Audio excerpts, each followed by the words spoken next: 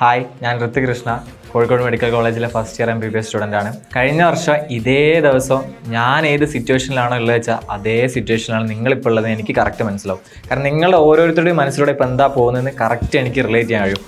ഒരു വർഷം മുന്നേ ഇതേ സ്റ്റേജിൽ ഇതേ ടെൻഷൻ അടിച്ച് നിന്ന ആളാണ് ഞാൻ. അപ്പോൾ ഈ ഒരു സിറ്റുവേഷൻ നിങ്ങൾക്ക് എങ്ങനെയാണ് ചെറിയ രീതിയിലെങ്കിലും ടാക്കിൾ ചെയ്യാൻ കഴിയാൻ ഞാൻ ജസ്റ്റ് ഒന്ന് പറഞ്ഞുതരാം. എൻ്റെ അനുഭവം വെച്ചിട്ടാണ് പറയുന്നത്.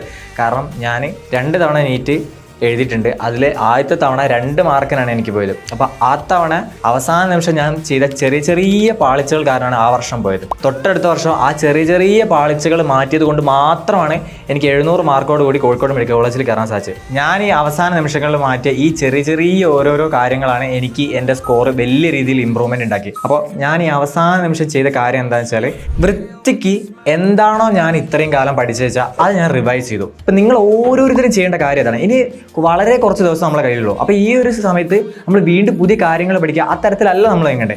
നമ്മൾ ഇത്രയും കാലം എന്താണോ പഠിച്ചതെന്ന് വെച്ചാൽ അതിനെ റിവൈസ് ചെയ്യുക. ഇത് മാത്രം ചെയ്താൽ മതി. ഇത് ഫുള്ള് റിവൈസ് ചെയ്ത് കഴിഞ്ഞിട്ടാണ് നിങ്ങൾ എക്സാം ഹാളിലേക്ക് പോകുന്നത് എങ്കിൽ നിങ്ങൾക്ക് വലിയൊരു വലിയൊരു ഭാരം ഇറക്കി വെച്ചൊരു എക്സാം ഹാളിൽ കയറുന്ന പോലത്തെ ഒരു സാധനം ഫീൽ ചെയ്യും. കാരണം എൻ്റെ 2 വർഷത്തെ അനുഭവത്തിൽ നിന്ന് ക്ലിയറായിട്ട് ഞാനിതിൻ്റെ രണ്ടിൻ്റെ ഡിഫറൻസ് മനസ്സിലാക്കിയിട്ടുണ്ട്. 2023 നീറ്റിലേക്ക് പോകുന്ന സമയത്ത് ഞാൻ ആ ഒരു വർഷത്തെ കാലയളവിൽ ഒരുപാട് കാര്യങ്ങൾ പഠിച്ചിട്ടുണ്ടായിരുന്നു. പക്ഷേ ഞാൻ അവസാനം പോയി നല്ല രീതിക്ക് റിവൈസ് ചെയ്തിട്ടില്ല. അപ്പോൾ ഞാൻ എക്സാം ഹാളിൽ കയറുന്ന സമയത്ത് എക്സാം എഴുതണ്ടേ അങ്ങനത്തെ ഒരു തരത്തിലൂടെ പോലും ഞാൻ ചിന്തിച്ചിരുന്നു. കാരണം ഞാൻ മര്യാദയ്ക്ക് റിവൈസ് ചെയ്തിട്ടില്ല. പക്ഷേ തൊട്ടടുത്ത വർഷം 2024 ആ ഒരു വർഷം ഞാൻ എന്താണോ പഠിച്ചത് വെച്ചാൽ അവസാന നിമിഷം ഞാൻ എക്സാം ഹാളിൽ കയറുന്നതിൻ്റെ ആ ഗേറ്റിൻ്റെ തൊട്ട് മുന്നിൽ വെച്ച് ഞാൻ പഠിച്ചത് മുഴുവൻ ഞാൻ റിവൈസ് ചെയ്തിട്ടുണ്ടായിരുന്നു. ഞാൻ ഏറ്റവും അവസാനം പഠിച്ച ചാപ്റ്റർ ഫോട്ടോസിന്തസിസ് ആയിരുന്നു. അത് പഠിച്ചതിന് ശേഷമാണ് ഞാൻ ആ ഗേറ്റ് കടന്ന് ഉള്ളോട്ട് കയറി.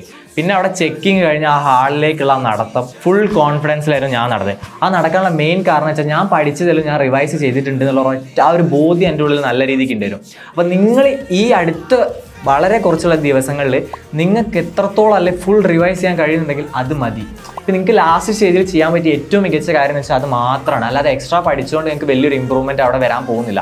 പകരം നിങ്ങൾ എത്രത്തോളം പഠിച്ചു വെച്ചാൽ അതിനെ വൃത്തിക്ക് റിവൈസ് ചെയ്ത് കഴിഞ്ഞാൽ അത് നിങ്ങൾക്ക് വലിയൊരു ഇമ്പ്രൂവ്മെൻറ്റ് നിങ്ങളെ സ്കോറിൽ വരുത്തും. അപ്പോൾ ആ തരത്തിലാണ് നിങ്ങൾ ഈ അവസാന നിമിഷം നീങ്ങേണ്ടത്. ഇപ്പോൾ ലാസ്റ്റ് സ്റ്റേജായി നിങ്ങൾ ഇത്രയും കാലം എന്താണോ ചെയ്യേണ്ടത് വെച്ചാൽ അത് നിങ്ങൾ വൃത്തിക്ക് ചെയ്തിട്ടുണ്ട്.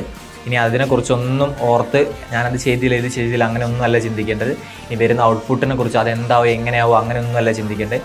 നിങ്ങളെ കയ്യിൽ ഇനിയുള്ളത് 3 മണിക്കൂറാണ്. ആ 3 മണിക്കൂർ വൃത്തിക്ക് എക്സിക്യൂട്ട് ചെയ്യുന്നത് എങ്ങനെയാണോ ആ തരത്തിൽ മാത്രം ചിന്തിച്ചാൽ മതി.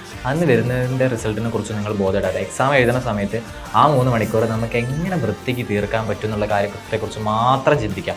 ഓരോ സെക്ഷനും ഫിസിക്സ് ഇത്ര ടൈം, കെമിസ്ട്രി ഇത്ര ടൈം, ബയോളജി ഇത്ര ടൈം ഡിവൈഡ് ചെയ്ത് അത് അതിൻ്റെ രീതിക്ക് നീങ്ങുന്നുണ്ടോ നോക്കി അതിൽ ഫോക്കസ് ചെയ്ത് മാത്രം ഈ 3 മണിക്കൂർ ചെയ്താൽ മതി. അതിൽ നിന്ന് നിങ്ങൾക്ക് വൃത്തിക്കൊരു റിസൾട്ട് കിട്ടും. All the best.